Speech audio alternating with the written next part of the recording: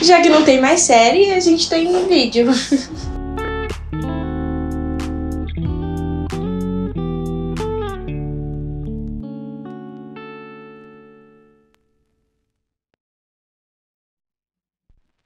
Oi gente, eu sou a Livre Cabeceira e estamos começando mais um mês. Fazia tempo que eu não começava mês aqui, se eu não me engano. E dessa vez o tema aqui do mês de novembro no nosso canal é romance de formação.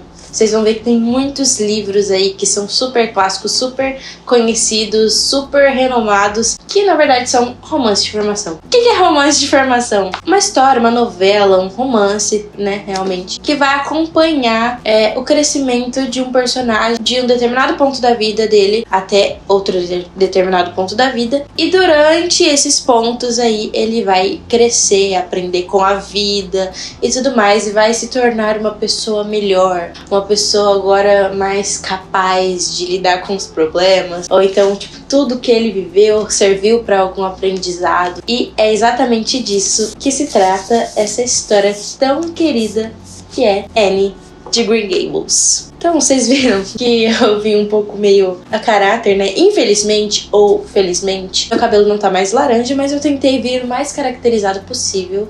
A última vez que eu vim meio caracterizada foi pra falar de Jogos Vorazes, inclusive, se você quiser pode ver. Mas eu achava que, tipo, esse livro merecia, entendeu? Merecia um esforço. Vai, tá dando certo, né? A vibe tá mais ou menos. Mas do que se trata Anne de Green Gables? Lívia, nunca ouvi falar dessa história. Por favor, né? Anne de Green Gables é o primeiro volume de, na verdade, 7 ou 8 sobre a vida da Anne, escrita por uma escritora mulher chamada Lucy Montgomery. Ela é canadense, ela escreveu esse primeiro volume aqui lá em 1908, né? Na verdade foi publicado em 1908, mas a história da Anne se passa um pouquinho antes, talvez ali no final do século anterior, né? No final do século XIX. Essa história, gente, apesar de ter ficado muito conhecida ultimamente, só agora pra gente, ela é uma das queridinhas, assim, é um clássico no Canadá. Todo mundo conhece Anne de Green Gables no Canadá. É uma história que já inspirou várias outras, já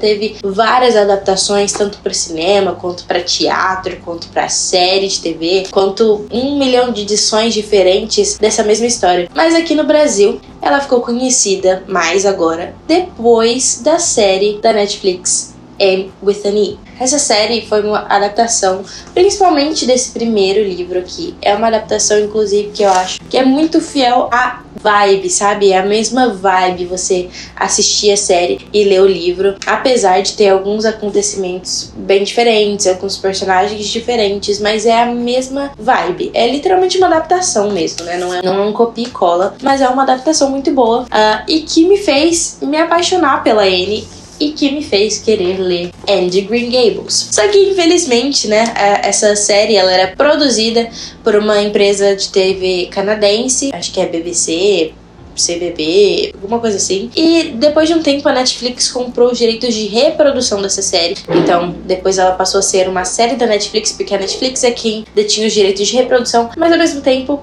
quem detinha os poderes de produção era essa empresa canadense. Então, em algum determinado momento eles decidiram parar de produzir a série, talvez porque, sei lá, não tava mais compensando, devia estar dando mais dinheiro pra Netflix do que pra eles, algo do tipo, não sei.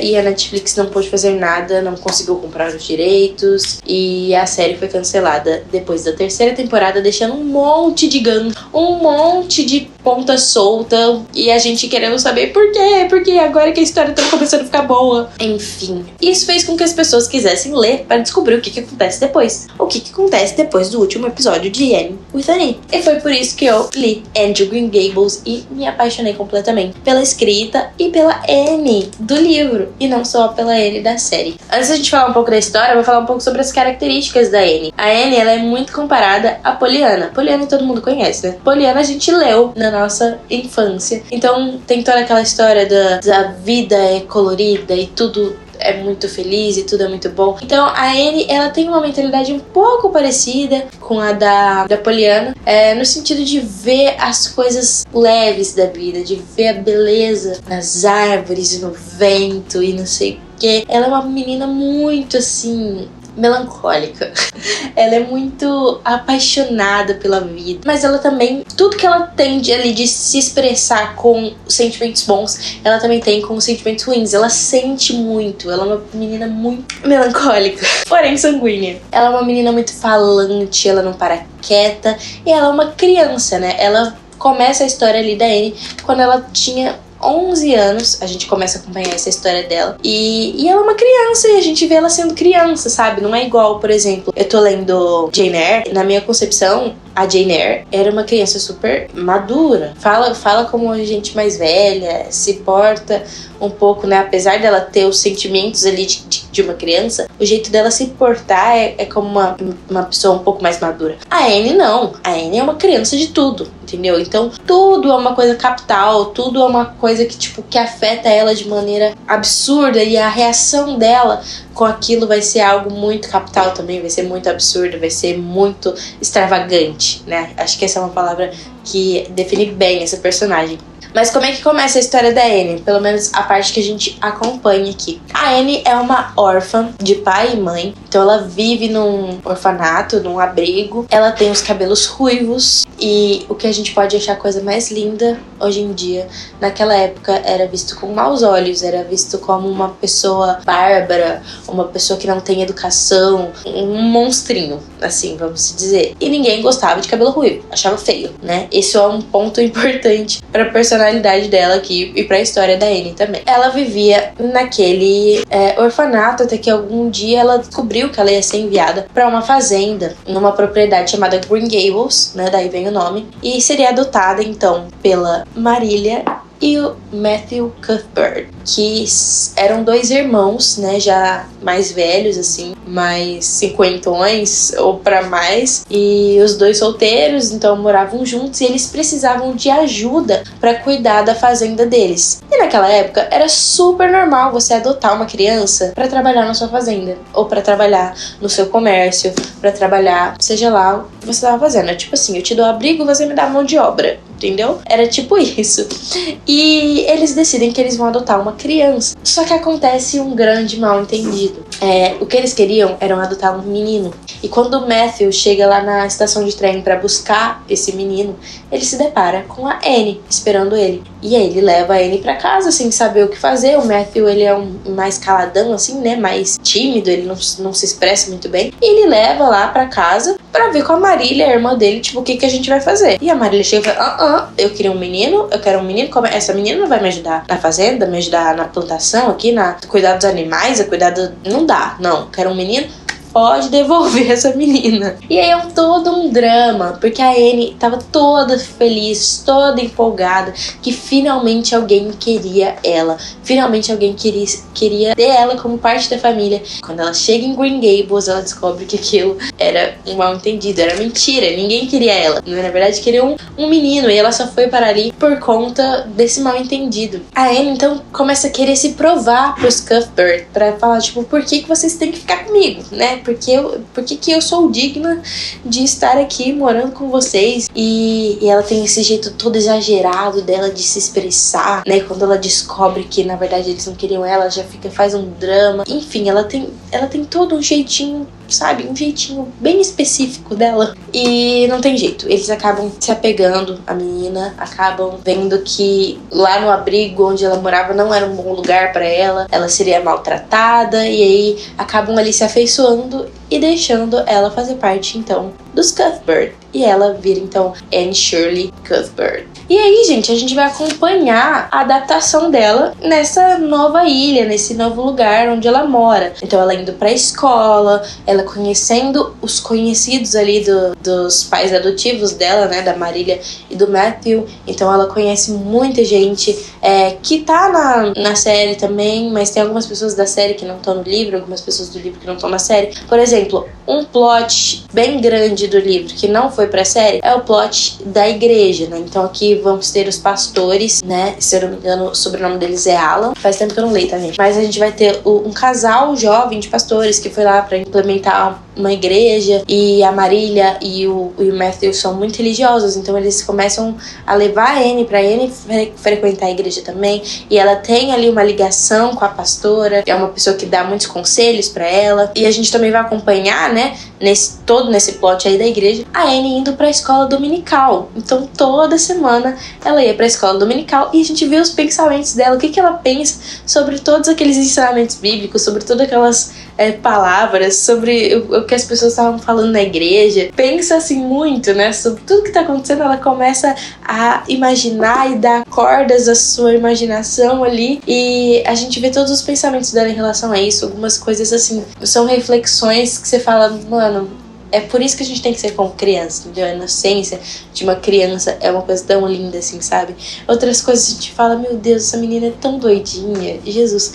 Mas em todo tempo a gente acha a coisa mais maravilhosa de acompanhar os pensamentos da Anne, de ver, tipo, como ela é meio, sabe? Gente, sabe uma vibe meio Phoebe de Friends? Só que imagina ela criança e mais inocente, assim, sabe? Doidinha de tudo, doidinha. É a Anne. Então é impossível a gente não se apegar a ela, né? Eu sei que a experiência de muitas pessoas assistindo a série foi ou assistir o primeiro episódio ou tentar começar e falar assim, meu Deus, que menina chata, desligar a TV e nunca mais voltar a assistir. Ou então falou a mesma coisa, meu Deus, que menina chata, só que continuar assistindo e acabar se apaixonando por ela. Porque realmente no começo a gente dá assim, até se assusta, que menina tagarela, pelo amor de Deus, não para quieta.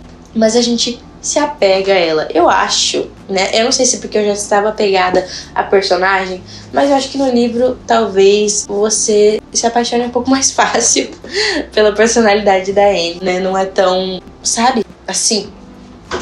Eu me lembro de que tinham várias citações que me marcaram, mas que eu não marquei quando eu li, porque na época que eu li esse livro eu ainda não marcava livros. Então eu pretendo ler em breve de novo, só pra, tipo, ir marcando e deixar registrado as partes que marcaram minha vida mesmo.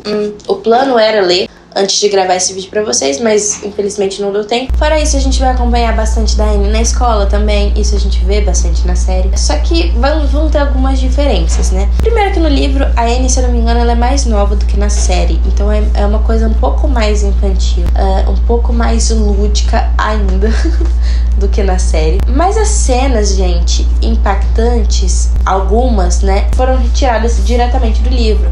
Então, por exemplo, a cena do broche, que a Anne perde o broche da Marília e a Marília fica brava com ela. Ou então a cena que ela tem que pedir perdão pra amiga da Marília, que eu não lembro o nome dela. É Rachel, né? A Rachel, sei lá das coisas. Que ela tem que pedir perdão pra Rachel e a Rachel xinga ela e ela fica muito brava e não sei o que. Isso também tá no livro. E essa famosa cena clássica, por exemplo, da losada na cabeça do Gilbert. Se você não assistiu a série, sabe que o Gilbert é um dos personagens mais amados cinematograficamente falando, né? Eu acho que não tem uma pessoa que assiste aquela série e não gosta do Gilbert. Então a gente tem essa cena aqui também dela batendo no Gilbert, e aí ele chama ela de cenourinha por causa do cabelo dela. Só que aqui no livro, gente, diferente da série, ela vai ficar tão, mas tão brava com o Gilbert que isso vai durar basicamente o livro inteiro, tá? Eles, né, vão ter algumas interações durante o livro, sim, só que ela em todo momento brava com ele, e aí só lá pro final, tipo, o último capítulo é que eles vão se entender. E aí tá tudo bem, porque a gente tem outros livros que vão contar mais da história de amizade e, eventualmente, de amor da Anne e do Gilbert, né? Isso é um pouco diferente da série. Na série a gente vê muito mais eles se aproximando e, enfim, se apaixonando vagarosamente ali, naquele jeito inocente de criança mesmo. Eu acho que isso é uma coisa que eu gosto mais da série, é o fato de ter mais Gilbert, porque o Gilbert é um personagem que eu gosto muito, muito, muito, e senti falta dele aqui no livro.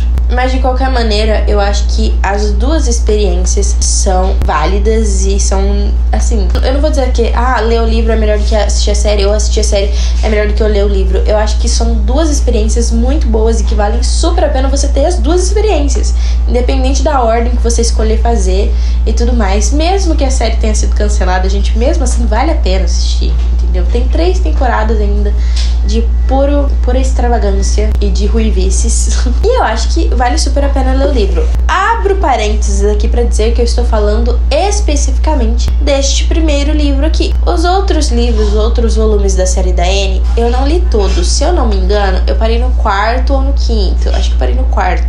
O segundo livro eu gostei bastante. O terceiro, agora eu já nem lembro qual que é o terceiro, qual que é o 4º, gente. Eu só sei que eles vão dando uma decaída, assim, no ritmo. Mas esse primeiro livro aqui é literalmente a mesma vibe da série. E tem citações maravilhosas e você não pode deixar de ler. A última coisa pra falar aqui, né, que é uma diferença que tem da série também, mas eu nem vou entrar em detalhes porque eu acho que seria um grande spoiler, é que tem um personagem muito importante dessa história que acaba falecendo, né? Então a gente tem mais esse lado, algo importante e que vai definir muito o futuro dos próximos livros, né? Dos próximos capítulos da história da Anne.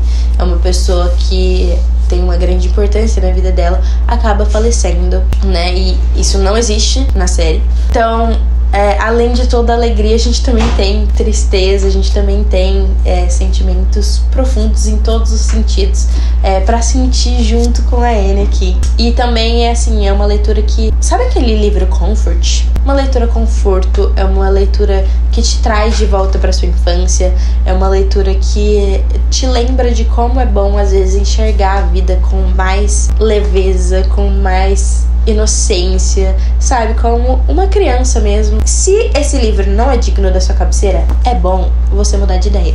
Porque esse livro é realmente, assim, indispensável, eu diria.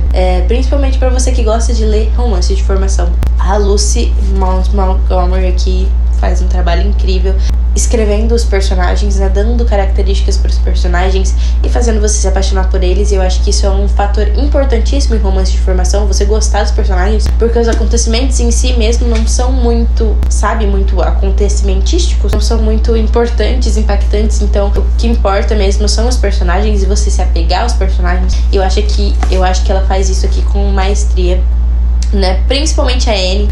Muitas vezes a gente não gosta dos personagens principais, aqui eu acho que isso não acontece. Quer dizer, eu acredito que tenha gente que deve achar ela muito chata, mas não tem como você não se apaixonar pela inocência, pela leveza, assim, sabe? Pela doidice da Anne. Então, esse livro com certeza é digno da minha cabeceira. Espero que seja da sua também. Se você já leu, me conta o que você achou. Se você já leu os outros livros também, me diz se vale a pena continuar lendo. Se você assistiu a série também, comente sobre a sua indignação de que a série foi cancelada, porque eu sei que se você assistiu, você tá indignado. Eu sei. Enfim, é isso. Vejo vocês no próximo vídeo. Não esquece de curtir, mandar pros amigos e tudo mais. Até a próxima. Tchau!